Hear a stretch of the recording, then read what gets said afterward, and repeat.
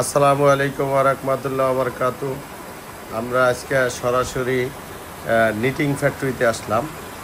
কিভাবে কাপড় তৈরি করে, কিভাবে ফেব্রিক বানানো হয়, এই প্রসেসিংটা আপনাদের দেখাচ্ছি। এই হলো সেই নিটিং মেশিন।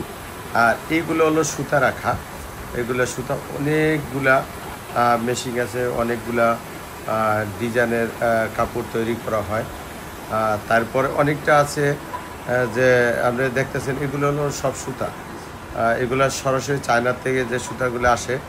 আর এগুলো মূলত এই ফেব্রিক্সগুলো হলো বানানো হয়েছে আপনার কম্বলের কাপড়।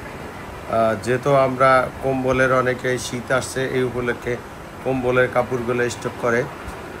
এই দেখেন, এই যে কম্বলগুলো বানাচ্ছে, এই মেশিনটা হলো আপনার কম্বল, যেহেতু এক পার্ট ব্রাশ, অনসাইড ব্রাশ যেটা বলে সেইটা।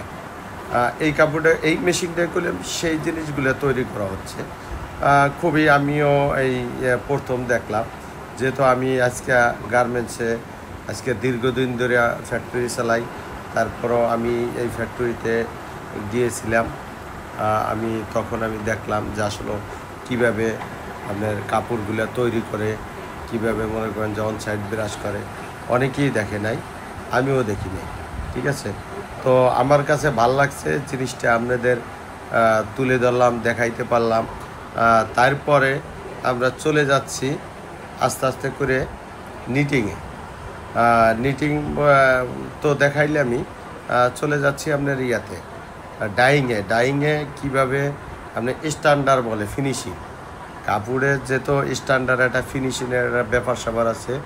ওই দেখেন কাপড় কীভাবে উপর থেকে নামতেছে, এই হলো আপনার ফিনিশিং স্ট্যান্ডার্ড, যেটা বলে স্ট্যান্ডার্ড, সেই স্ট্যান্ডার্ড এখানে আসছি।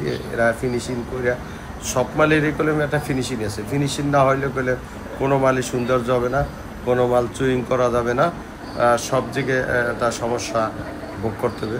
তো আমি পুরো প্রসেসটা আপনাদের দেখাইলাম। যার কাপড় লাগবে, যার ফেব্রিক লাগবে, আমার সাথে যোগাযোগ করলে আমি তাদের নাম্বার যোগাযোগ করাই দিতাম।